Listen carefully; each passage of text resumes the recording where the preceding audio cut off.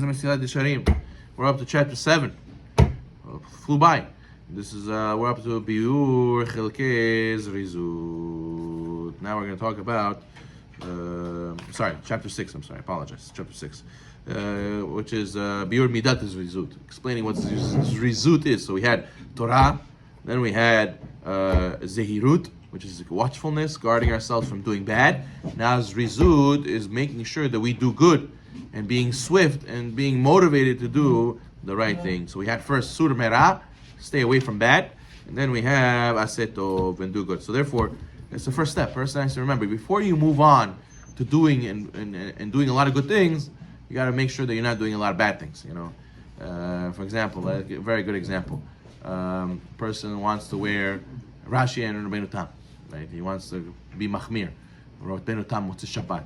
He wants to be Machmir Chumrot. He wants to be strict about certain things, right? So, but he still curses. He still doesn't is not honest in business. He's still not keeping Shabbat 100%, even though there's halachot he knows he has to work on. He's failing in a lot of things. He's not honest. He has a lot of things to work on, and he's already trying to be doing chumrot. On first, do basics. First, be a normal Jew. Be derech eretz. Follow the Torah. Don't do any bad things, and then start building on top of that to do more mitzvot and chumrot and mitzvot. When a person is deficient in doing averot, he's doing averot, and you're going and trying to climb the ladder of doing mitzvot. It just doesn't go. It doesn't go. It's tovel v'sheret b'yado. You're going and dipping in the mikveh, holding onto the tumah. Well, the guy goes to the mikveh every day, but then he doesn't keep kasher, or he doesn't watch what he watches. He defiles his eyes. He on his phone or in the street doesn't guard his eyes. So what are you doing? At least I went to the mikveh. Yeah, that's nice. You went to the mikveh, but the mikveh is like. It's not an obligation. It's you're trying to show I'm trying to be more pure and to be on a higher level than everybody else. Then the letter of the law says I'm trying to be hasid, to do beyond the letter of the law. First, keep the law. First, mikveh is great, but you're becoming lopsided. It's like a guy works out one arm and forgets about the left arm. You're gonna be lopsided. What was it? You're gonna look funny. It doesn't come out. You're not gonna be a healthy person like this. So therefore, a person has to first stay away from evil, and then start focusing on doing good. Now, obviously, you have to do the baseline halacha. We're talking about doing chumrot. So therefore, he says, "V'zeh, k'mo shetzarich pikut gadol v'shkafa rabba le'atzel memokshei hayetzer." Just like a person needs a tremendous intelligence and a great deal of foresight to avoid doing sins, so too the Yetzer Hara tries to plot against you to prevent you from doing mitzvot. So just like a person can get fall by the Yetzer Hara to do avera, the Yetzer Hara can try to trick you not to do a mitzvah. The person has to have a strong desire. The Rabbi Nachman Breslov writes, Alav Shalom, that anything I didn't get in my life, it's either because I didn't pray enough for it, or I didn't believe enough that I could get it. So therefore, a person who has a strong will, so then he'll be able to accomplish anything. It says, they say, that when the holiday was over, Yom Tov was over, he was waiting all night, so excited to be able to put tefillin. He waited till the first minute you're allowed to put on tefillin, and he ran to go put on tefillin. Meaning that a person is excited for the ball drop. He's excited for the first minute the iPhone becomes available to buy. He waits till the last minute for the inauguration. Once it's going to happen, he's watching the live stream till the minute it starts. So imagine how a person has to be like this for the mitzvot. He has to be waiting and diligently excited. I want to do it, and he has such a will that I'll be able to overcome every Yetzer Hara that will try to stop him. V'tireh ki teva adam kaved meod ki afriyud ve'hamoriyud gas. Right, the person's made right from dirt. Adam was made from the ground. And earth, we said before, its nature is to slow you down and to be down and be sad and be lazy. It's nature of a person to be at rest. There's a law of science, inertia, right? The thing's at rest until you add a lot of energy to it to move it. So therefore, the same thing with us. And a person has to know that whoever a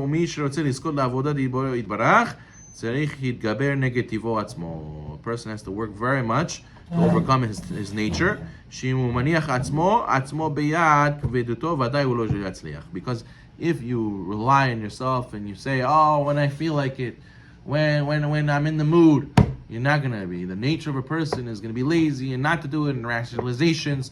And you have to be willing to push yourself, not just not to do sins, to go and push yourself to do mitzvot. Because what does it say? King Solomon says, as the pasuk says in Mishlei, right? Me'at shenut, me'at tnumot, me'at chubok yadayim nishkav. He says a person can say just a little bit more sleep, a little bit more slumber, a little bit more folding of the hands, and then I'll go do the mitzvah, and then I'll go, and then I'll do it. Tomorrow, one day, Rabbi, one day, 5 years later, one day, Rabbi, one day. So a person has to be careful that the way the Yetzer Hara gets us is through our physical desires. Let's say, oh, you can't do it, you're hungry, oh, you can't do it, you need more sleep, oh, you can't, every excuse in the book of the Yetzer Hara tries to feed you. And you have a person who has a real will, the excuses are not excuses, and he'll overcome them. He'll blow right through them. As the person has to know, he says, right? As it says in Mishlei, it says like a mashal, that what happens if a person constantly gives into his Yetzer Hara, into his laziness. It says, Asdei ish atzel avarti val kerem adam chaser lev. Hine alu kula kishmonim, kasu panav charulim. It says that King Solomon passed by and he saw the lazy man's field. What happened to the lazy man's field? It was full of thorns, weeds, it was all a mess. And I asked him, what's going on over here? What are you doing? He said, no, it's okay, this is good, it's going to help. And he gave him all these rationalizations why it's fine. So a person, when he starts giving into his Yetzer Hara for laziness, he starts thinking, it's okay, it's good that I'm lazy. What a person thinks when he's in bed. He says, listen, I woke up 5 minutes late, so maybe I should run there even faster, no? And then the Yetzer Hara tells you, no, but you already is 5 minutes late, so just tell everybody you were sick and just use this as a time to sleep in. That way you're able to have strength to pray later. And he starts giving all these realizations. No, I'm allowed to eat now. It's my cheat day because I didn't eat yesterday, so I'm allowed to eat a lot now. And you'll give into Yetzer Hara to the point where there was a mashal that of Galinsky in Malav Shalom. He said the guy was a drunkard. He always drank a lot, alcoholic. And they told him, listen, you gotta stop. You can't. They found out that his big problem was that he's always drunk because he was always drinking. So you gotta limit it. How are we gonna stop you? He said, listen, from now, new rule. You can only drink when somebody drinks together with you. He said, don't drink alone. When you drink alone, that's when you always get drunk. He said, oh, fine, no problem. So he agrees, the promise, not gonna drink alone. And one day he came home from work and he really wanted to drink and he had such a desire. But nobody was with him at home. He was all alone. And he said, I can't drink by myself. I can't drink, but I want to. He was going nuts. He's going delirious already. He's holding the bottle in his hand, ready to drink. So then he sees that he's thinking, what am I going to do? And he hears, and he says, what is this? He sees there's a fly. The fly lands on the table, and he's looking at the fly. He takes out 2 shot glasses.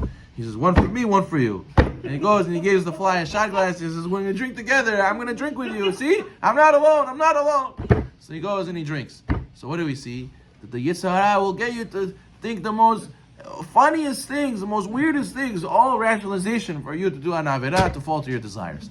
A person who's not constantly reminding himself what he's supposed to be doing, and he doesn't have zrizut, motivation to do the right thing, he's going to fall into these rationalizations. As King Solomon says in Mishlei, Chacham atzel be'enav, mishiva mishiveta. King Solomon says, a lazy person thinks that he's smarter than 7 sages.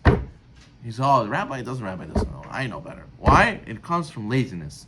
And lazy people, they say, hire a lazy person because he'll do everything in the very smart way, right? He'll always find the smartest way. What's the smartest way to do it so I have to work the least, right? They don't have to do the most. And he'll find a smart way to do it. But that's how powerful the laziness is. It gives you so much of a rationalization where you think everyone else is a fool and only you think you're smart. And the person has to be careful not to fall in. How does he not fall into that?